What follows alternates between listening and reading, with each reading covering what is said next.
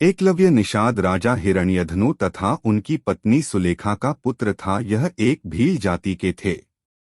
एकलव्य के पिता ने एकलव्य का नाम अभिद्युम्न रखा था, परंतु लोग उसे अभय के नाम से पुकारते थे।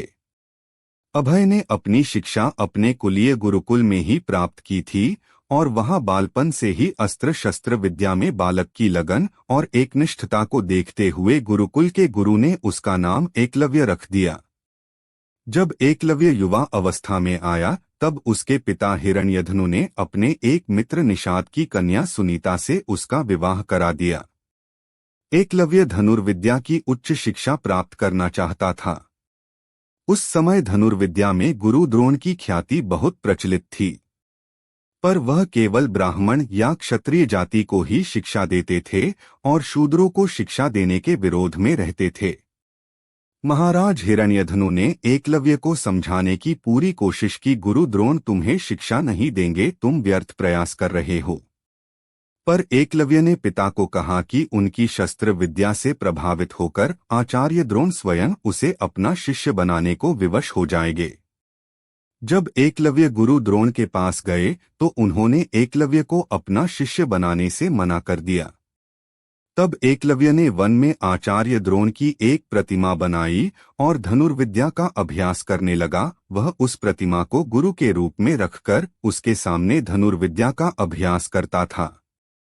एक बार द्रोणाचार्य अपने शिष्यों और एक कुत्ते के साथ उसी वन में आए। उस समय एकलव्य धनुर्विद्या का अभ्यास कर रहे थे। कुत्ता एकलव्य को देखकर भौंकने लगा। कुत्ते के भौंकने से एकलव्य की साधना में बाधा पड़ रही थी, तो उसने अपने बाणों से कुत्ते का मुंह बंद कर दिया और कुत्ते का भौंकना शांत हो गया। एकलव्य ने इस तरह उस कुत्ते का मुंह बंद किया बाण चलाकर कि कुत्ते को किसी प्रकार की चोट नहीं लगी। कुत्ता द्रोण के पास भागा। द्रोण और शिष्य ऐसी श्रेष्ठ धनुर्विद्या देखकर अचरज में पड़ गए और उस कुत्ते का ये हाल करने वाले महान धनुर्धर को तलाशने लगे। कुछ दूरी में उन्हें एकलव्य दिखाई दिया, जिस धनुर्विद्या को वे केवल क्षत्रिय और ब्राह्मणों को ही सिखाना चाहते थे। उसे शूद्रों के हाथों में जाता देख वे बहुत क्रोधित हुए और चिंता में पड़ गए कि एक शूद्र इतना अच्छा धनुर्धारी कैसे हो सकता है। द्रोण ने एकलव्य से पूछा, तुमने यह धनुर्विद्या किससे सीखी? एकलव्य ने तुरंत कहा, आपसे आचार्य गुरु द्रोण चौंके और बोले, मुझसे? वो कब? मुझे तो याद नहीं कि मैंने तुम्हें कभी शिक्षा दी। एकलव्य ने द्रोण की मिट्टी की बनी प्रतिमा की ओर इशारा किया और कहने लगा कि मैंने उस मिट्टी की प्रतिमा को आप समझकर शिक्षा ली। द्रोण ने एकलव्य से कहा कि अगर ऐसा है तो गुरु दक्षिणा में अपने दाएं हाथ का अंगूठा मुझे दो। एकलव्य ने बिना कुछ सोचे समझे अपना अंगूठा काटकर गुरु द्रोण को अर्पित कर दिया।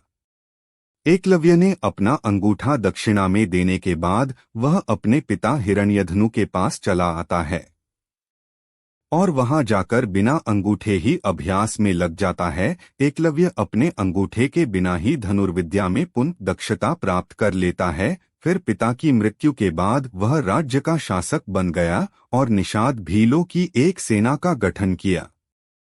एक बार जब एकलव्य ने मथुरा की सेना पर आक्रमण कर दिया था तब यादव वंश में कोहराम मचने लगा। जब यह श्री कृष्ण ने देखा कि दाहिने हाथ में सिर्फ 4 अंगुलियों के सहारे धनुष बाण चलाते हुए एकलव्य अकेला ही सैकड़ों पर भारी था, कृष्ण को वंश के नाश होने का भय सताने लगा। तो इसी युद्ध में कृष्ण ने छल से एकलव्य का वध किया था।